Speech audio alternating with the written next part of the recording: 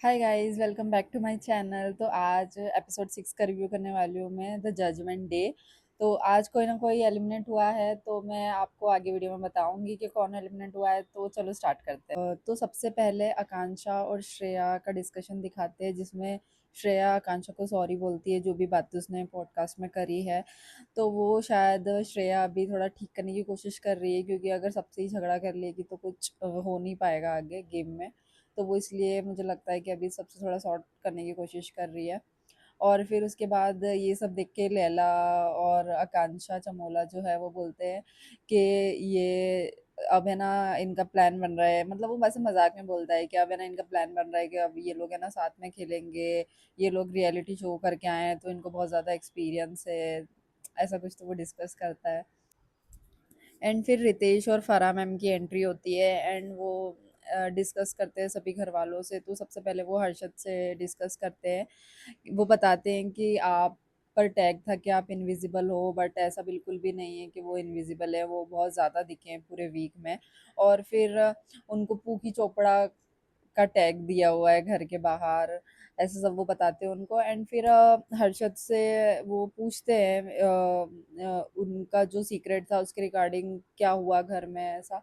तो जो हर्षद है वो बताते हैं कि ये ऐसे ही सब बैठ के सब बातें कर रहे थे, तो लैला ने उस बीच में उनको एक ऐसा टॉन्ट मारा कि इसीलिए वो छोड़ के चली गई, जो भी उनके सीक्रेट से रिलेटेड था। तो वो चीज़ हर्षद को बहुत बुरी लगी और फिर उन्होंने लैला को थोड़ा सा कॉल आउट किया वहाँ पे, बट वो करना नहीं चाहते थे। उनको बुरा भी लग रहा था क्योंकि ऑफकोर्स वो उनका फ्रेंड है, बट वो बात उनको बुरी लगी थी। तो उन्होंने कर दिया कन्फ्रंट फराह और रितेश के सामने। उसके बाद लैला को वो बोलते हैं फराह और रितेश के आपका पूरे वीक में यही रहा है कि आपने किसी न किसी को ऑफेंड किया है, फिर उनको जाके सॉरी बोला है। तो ऐसा सच में हुआ है कि वो सबको ऑफेंड कर देता है, सूफी को किया है, अभी हर्षद को भी किया है, एंड फिर जा के फिर सॉरी बोला है। तो वो शायद अभी थोड़ा सा इस चीज़ पे उसको काम करना चाहिए कि थोड़ा सा संभल के बोले, मतलब लोगों को कि सोच समझ के बोले कि क्या बोलना चाहिए क्या नहीं बोलना चाहिए, क्योंकि लोगों को फिर हर्ट हो जाता है। मतलब वो सब लोग मजाक में नहीं लेते हैं ना किसी की, मतलब पर्सनल चीज़ के बारे में आप कुछ भी अगर ऐसा मजाक कर दोगे तो उनको फिर बुरा लगता है। तो वो लैला को थोड़ा सा सोचना चाहिए। तो यही सब फराह और रितेश ने डिस्कस किया था। एंड फिर लैला को ये भी बोला था कि आप सबसे घर में फ्लर्ट कर रहे हो, और पेमेला को बोला कि आप बहुत ज़्यादा एंटरटेन कर रहे हो ऑडियंस को। एंड सच में वो कर रही है, बहुत ज़्यादा एंटरटेनिंग लग रही है वो। फिर कंगना रनौत की एंट्री होती है और वो तो ओजी है, वो बहुत अच्छा कॉल आउट करती है लोगों को। तो फिर वो सबसे पहले सुनीता जी को बोलती है कि वो उनको पसंद करती है, क्योंकि वो बहुत ही मुंह फट है, मतलब जो दिल में होता है वो बोल देती है। बट सुनीता जी ना बहुत ज़्यादा सेफ खेल रही है शो में। मतलब ऐसा सबको सबके साथ ही बनाने का कर रही है। एकदम जो उनका जो नेचर है मुंह फट वाला, वो अभी तक दिख नहीं रहा है। फिर उसके बाद वो रियाज को बोलती हैं कि रियाज तो बिल्कुल शो में नहीं दिख रहे हैं, वो सच में नहीं दिख रहे हैं बिल्कुल ही। उनका पूरे वीक में क्या रहा है कंट्रीब्यूशन, वो कुछ भी नहीं दिखा है। तो रियाज को और वो सारे जो टैग्स हैं वो सारे रियाज को दे देती हैं, क्योंकि वो कुछ भी नहीं कर रहे हैं शो में। उसके बाद वो राम को भी कॉल आउट करती है कि आप भी शो में कुछ नहीं कर रहे हो पूरे हफ्ते, आप बहुत ज़्यादा सेफ खेलने की कोशिश कर रहे हो। एंड फिर वो योगेश को बोलती है कि आपको चीटर का टैग मिला है, और योगेश को वो थोड़ा सा गंदा बोल देती है कि आप मुझे ऐसे लड़के बिल्कुल ही नहीं पसंद, मुझे घृणा आती है ऐसे लोगों से जो चीट करते हैं, लड़कियों को बेवकूफ़ बनाते हैं। तो वो ऐसा सब बोलती है योगेश को। तो योगेश बाद में फिर वॉशरूम में जाके रोने लग जाता है। एंड फिर आकांक्षा उसको जाके संभालती है। वो मुझे बहुत बुरा लगा कि वो सेम ही टॉपिक लेकर आ रहे हैं बार बार कि वो चीटर है चीटर है। उसको बहुत ज़्यादा हर्ट हो रहा है इन चीज़ों का। तो आकांक्षा उसको ऐसा अच्छे से समझाती है कि ठीक है, अगर सब लोग बोल रहे हैं और एक ने और एक्स्ट्रा ने बोल दिया तो क्या ही हो जाएगा। ठीक है, बट उसको लगा बुरा। बट अच्छा है ना, आपको आपके सारे इमोशंस तो दिखाने पड़ेंगे, और उसका थोड़ा सा मुझे एंग्री साइड भी दिखा योगेश का, क्या पता वो भी आगे जाके फटे। बट उसके लिए बुरा लगा मुझे। सेम फिर वो धीरज को भी बोलती हैं कि आपका भी कंट्रीब्यूशन इतना दिख नहीं रहा है, सिर्फ वो एक जो टास्क को आता है उसमें जो श्रेया से उसकी बहस हुई थी, सिर्फ उसमें थोड़ा सा वो उनका थोड़ा इन्वॉल्वमेंट दिखा था, बाकी इतना कुछ नहीं दिख रहा है। बट मुझे थोड़ा सा उनके बॉन्ड बनते हुए दिख रहे हैं, स्ट्रॉन्ग बॉन्ड मुझे थोड़ा सा हर्षद से बनता हुआ दिख रहा है धीरज का। बट फिर भी जितना उनसे एक्सपेक्ट किया जा रहा है शायद वो उतना नहीं दिख रहा है, इसलिए कंगना ने उनको भी थोड़ा सा बोला है।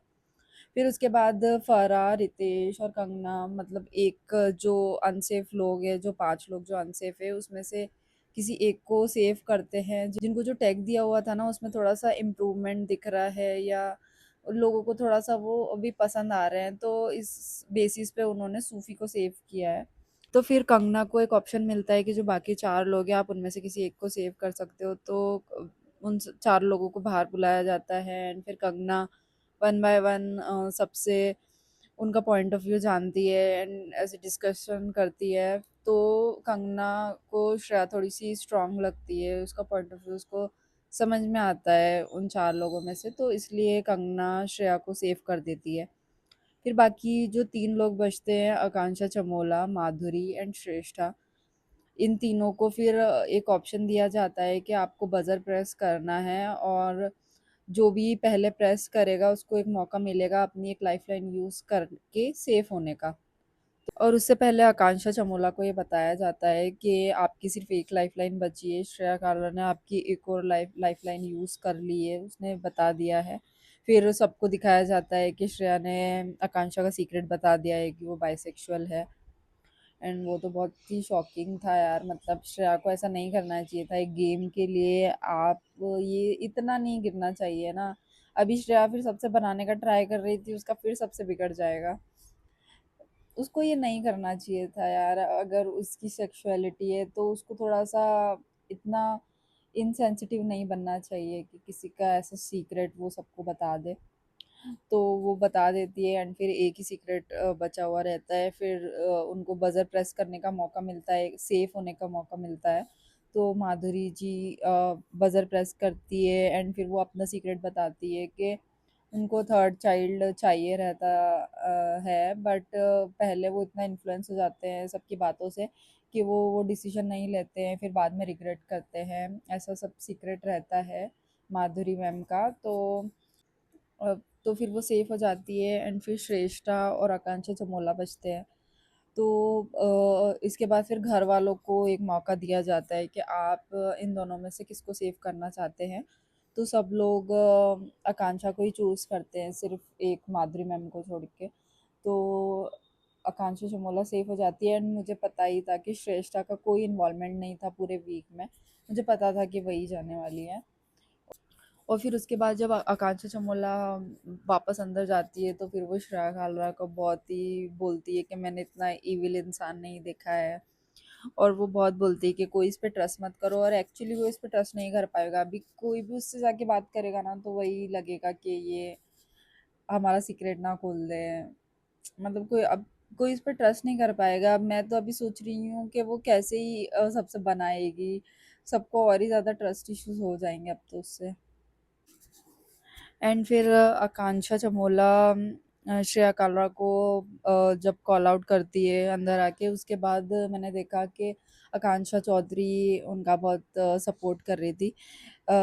उसने श्रेया को कॉल आउट किया, और फिर उसने शिवांगी को भी बोला, माधुरी मैम को भी बोला और हर्षद को भी बोला कि आप इसकी वकालत कर रहे थे मेरे पास आके, अभी मत आना क्योंकि देखो ये कितना गिर चुकी है, इसने ऐसा सीक्रेट ओपन कर दिया है आकांक्षा का। मतलब मुझे सही लगा आकांक्षा ने जो आकांक्षा चमोला का सपोर्ट किया, बहुत अच्छा लगा वो देख के कि वो स्टैंड ले रही है, उनका बॉन्ड बहुत ज़्यादा जेन्युइन लग रहा है। फिर देखते हैं अभी क्या होता है, फिर मैं आपको नेक्स्ट एपिसोड का रिव्यू करूँगी। बाकी टुमारो में बताते हैं कि किसी की तो वाइल्ड कार्ड एंट्री होने वाली है, तो मुझे ऐसा लगता है कि शिल्पा शिंदे है वो, क्योंकि जो भाभी जी है हमारी वो बिग बॉस की विनर रह चुकी है, वहाँ पे उन्होंने एलिगेशंस लगाए थे कि उनके साथ हैरेसमेंट हुआ है, ये वो उन्होंने एलिगेशंस लगाए थे एंड अभी बाहर उन्होंने कन्फेस किया है कि मैंने झूठ बोला था कुछ तो इससे रिलेटेड चीज़ें थी कि उन्होंने झूठ बोला था ये सब। तो अभी लॉकअप में उनका आना बनता है, उन पे एलिगेशंस तो अभी बहुत होंगे कि उन्होंने ऐसा झूठ बोला है।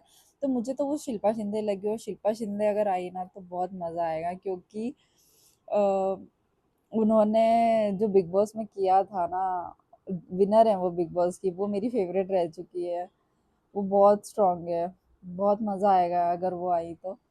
मुझे ऐसा लग रहा है कि वो आई आई है, मतलब आपको क्या लगता है आप कमेंट सेक्शन में बताओ। एंड प्लीज़ अगर आपको मेरी वीडियोस, मेरे रिव्यूज़ अगर पसंद आ रहे हैं तो प्लीज़ लाइक करो एंड सब्सक्राइब करो। मैंने अभी अभी अपना चैनल स्टार्ट किया है, तो प्लीज़ मुझे सपोर्ट करो।